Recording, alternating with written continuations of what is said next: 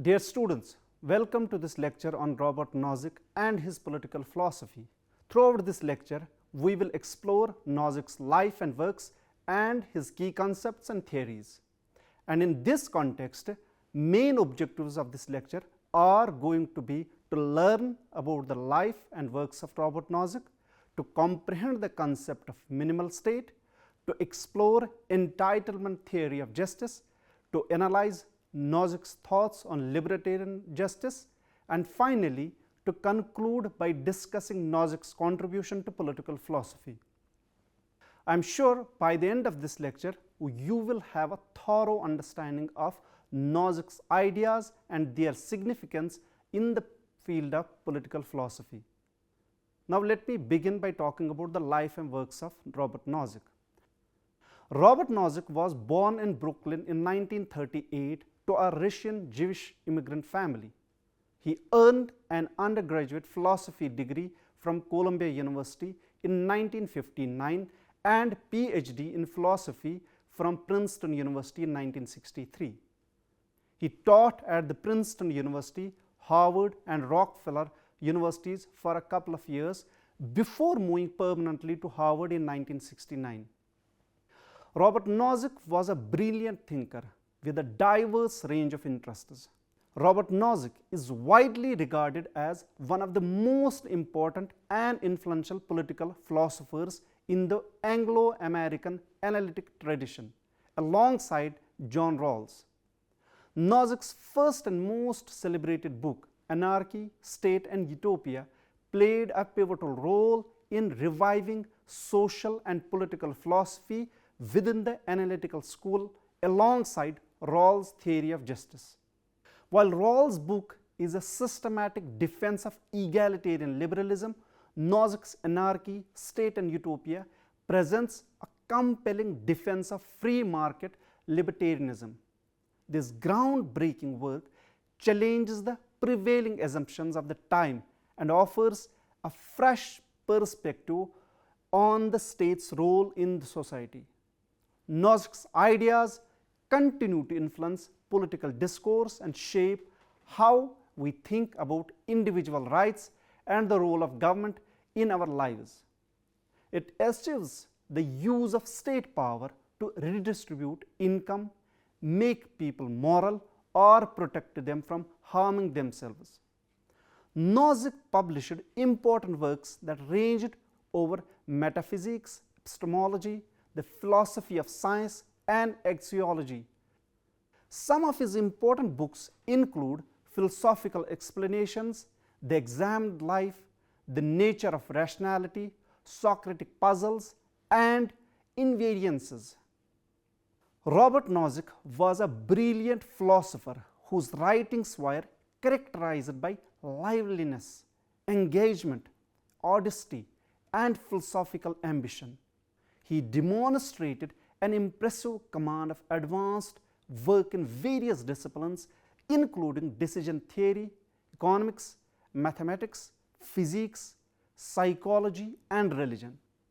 Nozick passed away in 2002 after battling stomach cancer, which he had been treated for since 1994. This takes me to the another important section of this lecture, which is about the justification of minimal state. The main purpose of Anarchy, State and Utopia is to show that the minimal state and the only minimal state is morally justified. By a minimal state, Nozick means a state that functions essentially as a night watchman, with powers limited to those necessary to protect citizens against violence, theft, and fraud.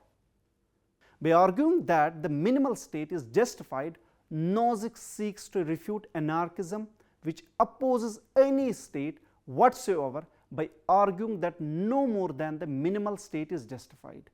Nozick seeks to refute modern forms of liberalism as well as socialism and other leftist ideologies, which contended that in addition to its powers as a night watchman, the state should have the powers to regulate the economic activities of citizens, to redistribute wealth in the direction of greater equality, and to provide social services such as education and healthcare. Against anarchism, Nozick claims that a minimal state is justified because it would arise spontaneously among people living in hypothetical state of nature through the transactions that would not involve the violations of anyone's natural rights. Following the 17th century English philosopher John Locke, Nozick assumes that everyone possesses the natural rights to life, liberty and property, including the right to claim as property the fruits or products of one's labor and the right to dispose of one's property as one sees fit, provided that in doing so one does not violate the rights of anyone else.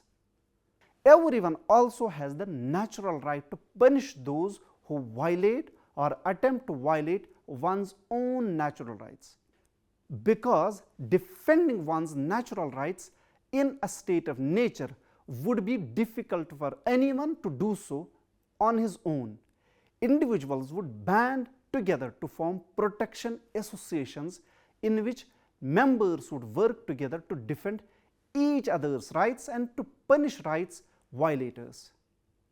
Eventually, some of these associations would develop into private business offering protection and punishment services for a fee. The great importance that individuals would attach to such services would give the largest protection firms a natural competitive advantage. Eventually, only one firm or a confederation of firms would control all protection and punishment business in the community. Because this firm or confederation of firms would have a monopoly of force in the territory of community, and because it would protect the rights of everyone living there, it would constitute a minimal state in the libertarian sense.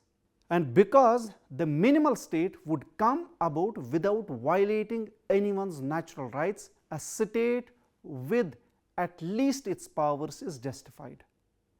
Nozick claims that no more than the minimal state is justified because any state with more extensive powers would violate the natural rights of its citizens.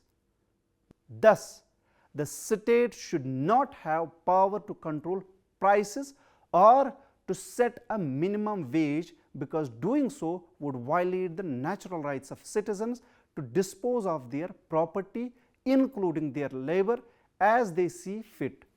For similar reasons, the state should not have the power to establish public education or health care through taxes imposed on citizens who may wish to spend their money on private services in a state. Indeed, according to Nozick, any mandatory taxation used to fund services or benefits other than those constitutive of the minimal state is unjust, because such taxation amounts to a kind of forced labor for the state by those who must pay the tax. Entitlement theory of justice. Nozick's vision of legitimate state power thus contrasts markedly with that of Rawls and his followers. Rawls argues that the state should have whatever powers are necessary to ensure that those citizens who are least well off are as well off as they can be, though these powers must be consistent with a variety of basic rights and freedoms. This viewpoint is derived from Rawls' theory of justice, one principle of which is that an unequal distribution of wealth and income is acceptable only if those at the bottom are better off than they would be under any distribution. Nozick's response to such argument is to claim that they rest on a false conception of distributive justice. They wrongly define a just distribution in terms of the pattern it exhibits at a given time. For example, an equal distribution or a distribution that is unequal to a certain extent, or in terms of the historical circumstances surrounding its development. For example, those who worked the hardest have more, rather than in terms of the nature of the transactions through which the distribution came about. For Nozick, any distribution of holdings, as he calls them, no matter how unequal, is just if and only if it arises from a just distribution through legitimate means. He further clarifies as justice in acquisition, principles specifying the conditions under which an individual can come to have rights over a previously unowned thing. Justice in transfer, principles specifying the conditions under which an individual having rights over a thing can transfer those rights to another.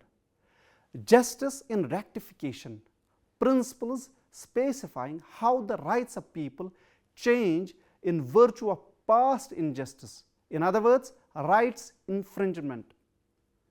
According to Nozick, anyone who acquired what he has through these means is morally entitled to it. Thus, the entitlement theory of justice states that the distribution of holdings in a society is just if and only if everyone in that society is entitled to what he has. To show that these theory of justice based on patterns or historical circumstances are false, Nozick devised a simple but ingenious objection which came to be known as Will-Chamberlain argument. Assume, he says, that the distribution of holdings in a given society is just according to some theory based on patterns or historical circumstances. For example, the egalitarian theory, according to which only a strictly equal distribution of holdings is just. In this society, Will-Chamberlain is an excellent basketball player, and many teams compete with each other to engage his services. Chamberlain eventually agrees to play for a certain team on the condition that everyone who attends a game in which he plays puts 25% cents in a special box at the gate, the contents of which will go to him. During the season, 1 million fans attend the team's games, and so Chamberlain receives $250,000 US. Now, however, the supposedly just distribution of holdings is upset because Chamberlain has $250,000 more than anyone else. Is the new distribution unjust? The strong intuition that it is not unjust is accounted for by Nozick's entitlement theory because Chamberlain acquired his holdings by legitimate means, but conflicts with the egalitarian theory. Nozick contends that this argument generalizes to any theory based on patterns or historical circumstances because any distribution dictated by such a theory could be upset by ordinary and unobjectionable transactions like the one involving Chamberlain. Nozick concludes that any society that attempted to implement such a theory would have to intrude grossly on the liberty of its citizens in order to enforce the distribution it considers just. The socialist society, as he puts it, would have to forbid capitalist acts between consenting adults. Nozick emphasizes that his vision of minimal state is inclusive and is compatible with the existence of smaller communities based on varying theories of justice. A group that wished to form a socialist community governed by an egalitarian theory would be free to do so, as long as it did not force others to join the community against their will. Indeed, every group would enjoy the same freedom to realize its own idea of a good society. In this way, according to Nozick, the minimal state constitutes a framework for utopia. Nozick's libertarian rights. Nozick invokes the following libertarian version of entitlement theory. Justice in initial rights. Each agent initially has full control, ownership of a person. Justice in acquisition. Each agent who claims control rights in unowned resources and mixes her labor with them or something like that, has those rights over the resources to the extent compatible with a Lockean proviso that enough and as good be left for others. Justice in transfer.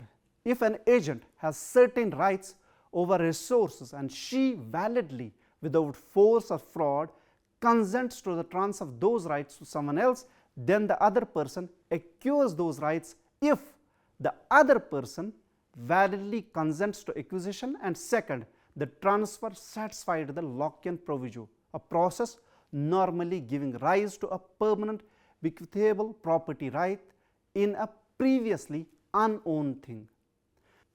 Justice in prevention and rectification. An agent who violates the rights of another owes her compensation for the loss of well-being from the violation. An agent is permitted to use suitable force and to authorize others to use such force to prevent another from violating her rights. All agents have some kind of rights, either individually or jointly, to punish those who violate rights. Nozick and his later thoughts on libertarianism.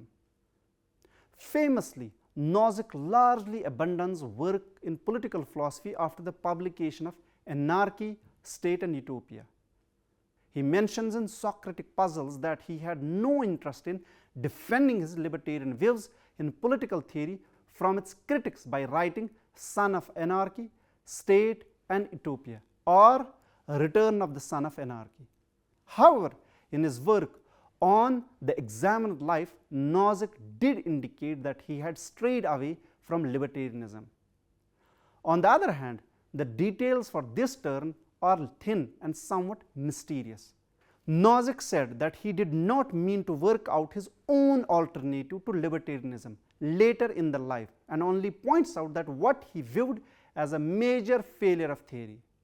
He notes that libertarianism is seriously inadequate, partially because the theory does not fully knit the humane considerations and joint cooperative activities. It left room for more closely into its fabric, that is, a communitarian or Aristotelian analysis. Apparently, he also thought that somehow the theory did not take into account sufficiently the symbolic importance of some collective actions. He acknowledged that there are some goals citizens wish to achieve through the means of government as an expression of our human solidarity and perhaps of human respect in itself. Some commentators have noted that we should not interpret these reservations as a wholesale abdication of libertarianism. In an interview late in his life, Nozick explained that his turn away from libertarianism was largely exaggerated, adding that he still endorsed the theory but was no longer a hardcore follower. In conclusion, Robert Nozick is widely regarded as one of the most important and influential political philosophers in the Anglo-American analytic tradition, alongside John Rawls. Nozick's first and most celebrated book, Anarchy, State and Utopia, played a pivotal role in reviving social and political philosophy within the analytical school alongside Rawls' theory of justice. Nozick's ideas continue to influence political discourse and shape how we think about individual rights and the role of government in our lives. It achieves the use of state power to redistribute income, make people moral, or protect them from harming themselves. Eventually, some of these associations would develop into private business offering protection and punishment services for a fee. The great importance that individuals would attach to such services would give the largest protection firms a natural competitive advantage. Eventually, only one firm or a confederation of firms would control all protection and punishment business in the community. Because this firm or confederation of firms would have a monopoly of force in the territory of community, and because it would protect the rights of everyone living there, it would constitute a minimal state in the libertarian sense. And because the minimal state would come about without violating anyone's natural rights, a state with at least its powers is justified. Nozick claims that no more than the minimal state is justified because any state with more extensive powers would violate the natural rights of its citizens. Thus, the state should not have power to control prices or to set a minimum wage, because doing so would violate the natural rights of citizens to dispose of their property, including their labor, as they see fit. For similar reasons, the state should not have the power to establish public education or health care through taxes imposed on citizens who may wish to spend their money on private services instead. To show that these theories of justice based on patterns or historical circumstances are false, Nozick devised a simple but ingenious objection which came to be known as Will-Camerlin argument. Assume, he says, that the distribution of holdings in a given society is just according to some theory based on patterns or historical circumstances. For example, the egalitarian theory, according to which only a strictly equal distribution of holdings is just. Nozick's preoccupation with individual rights may bring him and some others a sense of egocentric pleasure at the expense of community. In Nozick's world, the community is non-existent and consists only of individuals. He believes that discussing the collective good of human beings only serves to obscure the fact that an individual is being used to benefit another. Nozick characterizes rights to liberty as giving the individual control over certain decisions, and each person may exercise their rights as they choose. However, there is no guarantee of any outcome. It is only a right to the choice of action. Nozick's error lies in his false assumption that prioritizing conditions of freedom for a single individual is more important than considering the conditions of freedom for all individuals, that is, the community as a whole. It is baffling that Nozick fails to perceive the fact that discussing well-being of society or the community as a whole encompasses all individuals in that society or community. Such erroneous assumptions may lead him to oppose redistribution theories, especially Rawls' theory, which aims at the welfare of the society as a whole without neglecting the poor and underprivileged. It is submitted that individualist capitalist institutions are not preferred in a world already stricken with hunger, poverty, famine, and destitution. It is essential to consider the well-being of a community as a whole rather than just the individual to ensure a fair and just society. Nozick's obsession with individual rights may bring temporary pleasures, but it ultimately harms the community and perpetuates inequality. A more equitable society can only be achieved by prioritizing the collective good and ensuring that all individuals have access to basic necessities and opportunities. So, dear students, I hope you enjoyed this lecture. Thank you.